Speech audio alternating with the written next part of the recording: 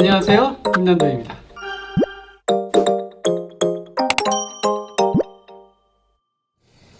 안녕하세요, 트렌드 코리아 TV 김난도입니다. 오늘은 아주 아름다운 이야기를 조금 해볼까 합니다. 요새 K-뷰티라고 해서 이 한국 화장품의 성장세가 아주 놀랍죠. 뭐 어제 오늘의 일은 아닌데요. 그 트렌드의 중심에 계신 분입니다. 코스웨이의 김수미 대표님 모셨습니다. 안녕하세요. 안녕하세요, 교수님. 반갑습니다. 예, 반갑습니다. 우리 김 대표님은 저희 트렌드 코리아 초창기에 책 쓰기 위한 그 트렌더스 헌터 모임을 트렌더스 날이라고 하는데, 트렌더스 날 활동도 오래 하셨죠? 언제 네, 하셨죠? 맞습니다. 제가 2012년도 12년, 제가 야. 화장품을 만들면서 한 15년쯤 지난 다음부터 도대체 어디 가서 트렌드를 알아야 되나 했는데 마침 트렌드 코리아가 있는 거예요. 네네. 또 뒤에 막 지원이 있더라고요. 예, 그래서 예. 열심히 지원해가지고 예. 발탁해 주셔서. 아, 별 말씀을요. 자, 네. 회사 설립하셨다고 말씀하셨는데, 네. 그 회사 소개 좀 해주세요. 네. 저희 회사는 코스웨이라는 화장품 회사입니다. 저희가 하는 일은 세 가지로 요약을 할 수가 있는데요.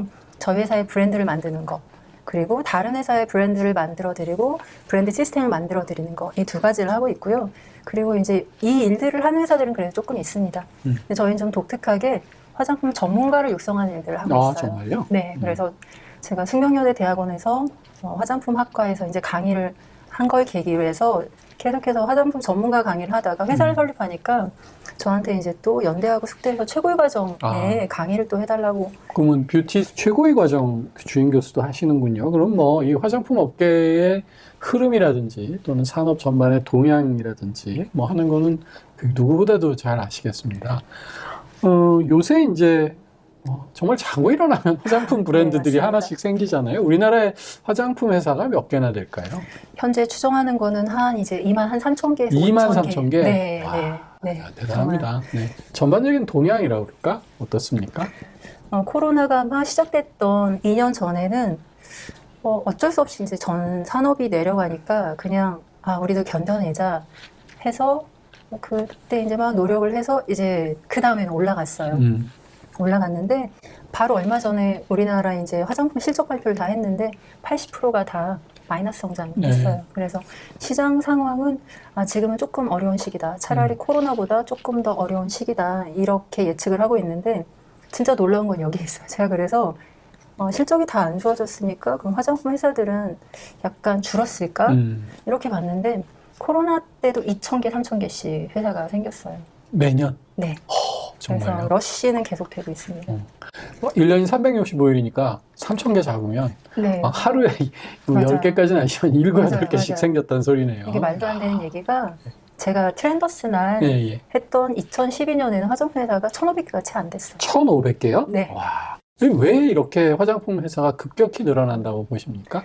그 이유는 이제 굉장히 주목할 만한 몇 가지가 있는데 네네. 첫 번째는 규제 때문에 생긴 일이었고 두 번째는 시장 때문에 생긴 일이었는데요. 네. 첫 번째는 2012년도쯤에 한국 화장품 산업에서 굉장히 중요한 일이 일어나는데 그때 화장품 제조 판매업이 등장을 해요. 화장품 회사가 원래는 공장이 있어야 되거든요. 공장이 있어야 되니까 사람도 많고 자본도 투자가 많이 되는데 이렇게 이제 화장품 회사가 제조업을 하고 그냥 일반인들이 유통을 할 수 있는 시대였어요. 그런데 이제 여기서 많은 문제가 생기는 게 그냥 계속 이 화장품 회사가 존재하면 괜찮은데 어느 순간 이 회사가 망하면 제품이 땡처리 돼서 없어지는 거예요.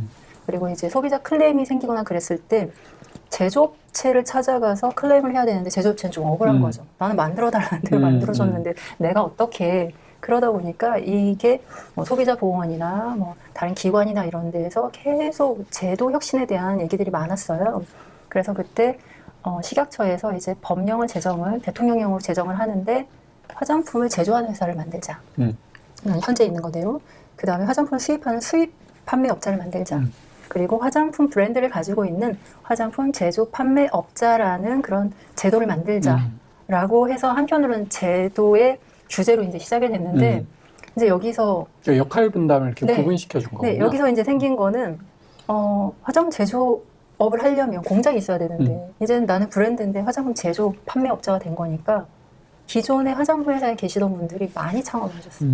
소위 말하면 이 장업계에 계신 분들이 엄청나게 이제 창업을 시작했죠. 그래서 2012년도에 한 1,500개 정도, 그때도 이제 많이 이제 생겼는데, 이게 한 10,000개 정도까지 갈 때, 제가 2015년에 창업을 했으니까 그때는 한 8,000개 정도의 화장품 회사가 있었어요.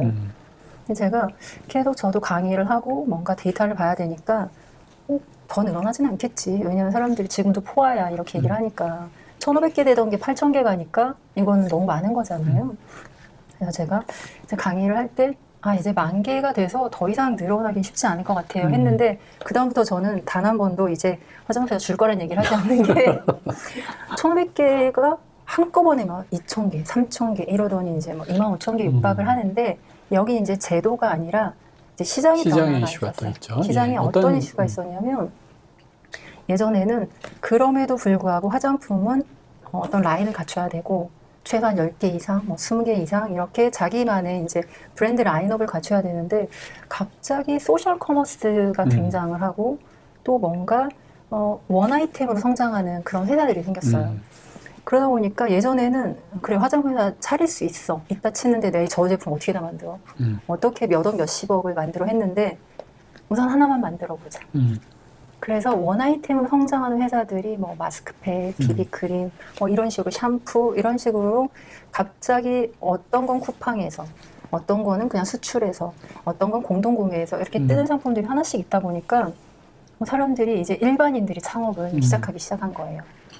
그래서 이제 2,000개, 3,000개 늘었는데, 여기에서 이제 또 한 번 4,000개, 5,000개 이제 확산되는 그 지점은 우리가 크라우드 펀딩이라는 그런 이제 커머스가 생기면서 돈이 없어도 이제 창업을 할 수 있는 거예요. 돈이 없어도 창업을 할 수 있고, 아이디어만으로도 내가 만들 수 있으니까 회사를 만들고 내 아이디어를 기획한 다음에 커머스에 뿌려보고 돈이 모여지는 게 만드는. 그러다 보니까 이제 화장품은 돈 하나 없이 아이디어만으로 창업을 할 수 있는 그런 이제 하나의 그 특별한 산업이 된 거죠. 또 하나 궁금한 거는, 요새는 그 셀러브리티라든지 인플루언서라든지 하시는 분들이 자기 이름을 걸고 화장품 브랜드를 만들잖아요. 근데 뭐 제조나 유통은 딴 쪽에서 맡아주니까, 사실은 제조나 유통보다 더 훨씬 어려운 것이 이제 판매인데, 맞습니다. 소비자를 확보하는 일인데, 여기 경우는 아예 소비자와 자기 열성 팬들을 확보해 놓고 그 다음에 이제 브랜딩이 들어가니까 훨씬 좀 시장에서 성공하기가 쉽지 않나, 뭐 그런 여건의 변화도 있는 것 같아요. 엄청 많죠. 그래서 최근에는 어떤 커머스까지 있냐면, 인스타 셀럽들이 이제 방송을 하잖아요. 그 방송을 큐레이션하는 그런 커머스도 생기고 있어요.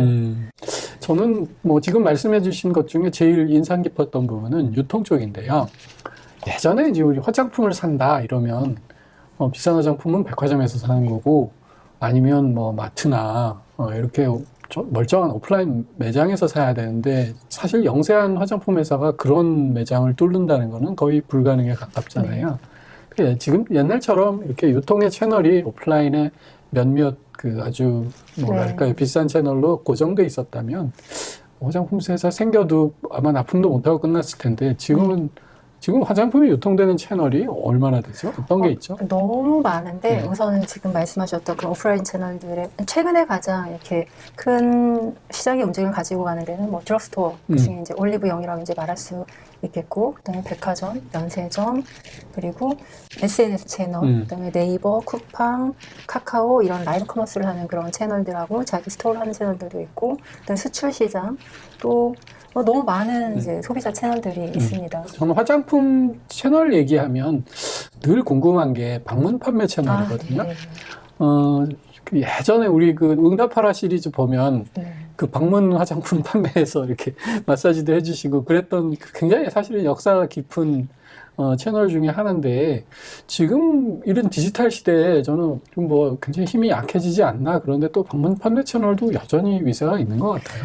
네, 지금 작년, 재작년 사이가 아마 방문 판매 시장이 제일 힘들었던 때였던 것 같아요. 아모레건, LG건 큰 방문 판매 중심으로 성장한 그런 회사들이 그것들 디지털로 많이 전환을 시켜서 각자 개인적으로 라이브 커머스를 할 수 있는 그러한 시도들도 많이 하고, 또 더불어서 이제 이게 그 꼭 대면으로 교육을 하거나 대면으로 서비스를 제공하는 게 아니라 SNS로 관리하는 방식으로도 많이 바뀌어서 또 다른 돌파구들을 찾아가고 있는 거라고 이제 그렇게 좀 많이 듣고 그 수출 얘기를 해주셨는데 네. 이제 얘기 안 할 수가 없죠. 그래서 뭐 K-뷰티란 네. 말을 뭐 아주 쉽게 씁니다. 그래서 요새 뭐 K의 약신이지만 K-뷰티 현황은 어떻게 느끼세요, 현장에서? 저는 제가 회사를 설립한 배경에 K-뷰티가 있어요. 제가 이제 홍콩에 있을 때 그 홍콩 친구들이나 바이어들이 저는 원래 홍콩에 가서 중국어를 좀 배우려고 그랬거든요. 근데 중국어를 못 배우고 그냥 온 게 한국말을 너무 잘해요. 어린 친구들이. 그래서 친구들이 저는 중국어를 배우고 싶은데 저한테 한국말을 하러 오는 거예요. 그래서 그래, 더 놀자 하면서 그랬는데 저랑 파트너십을 맺은 분들의 따님들이나 자제들이 한국을 너무 좋아해서 저는 저한테 설명하기 전까지 한국 사람인 줄 알았어요. 그래서 물어봤어요. 아니 한국 사람처럼 어떻게 그렇게 그 화장을 하니? 그랬더니 한국에 이제 그 TV, 드라마, 쇼를 보면서 똑같이 따라하더라고요. 그런데 이 친구들은 한국 화장품을 써요. 근데 그 엄마 아빠 세대는 여전히 일본 화장품을 써요. 그래서 지금 세대가 이렇게 교체가 되는데 제가 물어봤어요. 그 사람들한테 한국 화장품을 왜 좋아해? 하니까 이제 어린 친구들은 답이 있죠. 우리나라 문화를 좋아하고 K-팝, K-엔터를 좋아하는데 그 엄마 세대들이 딸이 쓰는 걸 보니까 아들이 쓰는 걸 보니까 얼굴에 한번 발라볼 수 있겠는데 그전에는 한국 화장품 얼굴에 못 바른 제품이었거든요. 근데 바르기 시작한 거예요. 지금도 박람회에서 500만 원, 1000만 원 이렇게 샘플로 가져가면 예전에는 줘도 안 쓰는데 한국 화장품은 얼굴에 바를 수 있게 된 거예요. 그때부터 화장품이 급속도로 올라갔거든요. 그래서 그게 우리나라 화장품이 수출을 할 수 있는 그런 기원이 됐는데 그 기원은 아무래도 이제 K-팝, K-엔터랑 같이 맞물려서 간다라는 생각을 아주 많이 하고 있습니다. 그러니까 요약하면 우리 이제 K-컬처의 확산으로 관심을 끌었지만 거기에 우리 제품력이 좀 뭐 세계 일제나 뭐 다른 유럽의 화장품에 전혀 뒤지지 않는 제품력이 어떤 바탕이 될 수 있겠군요. 네, 그건 너무 중요한 말씀이신데 그건 이제 우리가 소비자들이 너무 잘 알고 있어서 제가 말씀을 못 드렸는데 우리나라 화장품은 전 세계에 최고의 기술력을 가지고 있어요. 그리고 제가 이태리 회사랑 스페인 회사랑 일하면서 한국 회사, 제조회사에 같이 일을 하면서 느낀 게 뭐냐면 이쪽은 잘 안 바꿔요. 그러니까 소비자가 질감이 좀 거치니까 이걸 좀 부드럽게 해줄래 하면은 딱 이렇게 얘기를 해요. 그 성분의 효능 때문에 그런 거야. 못 바꿔. 이렇게 얘기를 하는데 우리나라는 바꾸죠. 무조건 바꿔. 맞아요. 무조건 바꿔요. 바꾸죠. 그래서 처음에는 이게 이 사람들의 고집이나 그게 약간의 브랜드의 정체성을 느껴졌는데 어느 순간부터 우리 걸 따라오기 시작하더라고요. 그래서 지금은 우리나라 소비자들의 그런 효과를 측정하는 방법들대로 글로벌에서 더 많이 하고 있는 그런 브랜드들이 많이 있습니다. 그래서 사실 아까 이제 우리 화장품 회사가 23,000개에 이른다 이런 말씀 주셨는데 그렇게 많으니까 결국은 그 경쟁에서 살아남기 위해서는 품질이든 마케팅이든 컨셉이든 뭐 정말 잘할 수밖에 없는 그런 시대인 것 같은데요. 반면에 또 같은 업계에 계시면서 이렇게 과당한 경쟁에서는 뭐 어려움도 많으시겠어요. 지금 이제 그 업계의 현실을 보자면 100%가 라이브하게 움직이진 않아요. 그래서 저희가 뭐 추산하기로는 그냥 여기서 살아있는 정말 화장품 회사다운 활동을 하는 데는 아마 채 30% 되지 않을 거다 이렇게 얘기를 해서 만들려고 설립을 해놨는데 하나 해놓고 접는 회사 그 다음에 회사는 만들어놨는데 그냥 계속 그 연명명 하는 회사 이제 여기서 약간 아픈 현실은 회사가 15배 성장하면 시장이 뭐 15배 성장하냐 그렇진 않은 게 결국은 생기긴 많이 생겼으나 화장품 회사로서의 그 자체의 정통성을 가지고 존재하는 회사들은 아직은 많지 않은 게 좀 아픈 현실이긴 합니다. 그렇군요. 하지만 뭐 굳이 좋은 사이드로 본다면 정말 이런 격렬하고 왕성한 생태계가 있는 한 K-뷰티는 그 중에서 스타는 살아남을 테니까요. 더 그 주라기 공원의 삶은 어떻게든 길을 찾는다. Life will find a way 그런 표현이 있는데 이 화장품 생태계에서도 마찬가지 아닌가. 사실 화장품처럼 트렌드가 빠른 것이 없는데요. 벌써 오늘 시간이 이만큼 돼서 오늘은 산업에 대한 얘기하고 다음 편에서 뷰티 트렌드에 대해서 조금 더 여쭤보도록 하겠습니다. 오늘 출연해 주셔서 고맙습니다. 감사합니다. 감사합니다.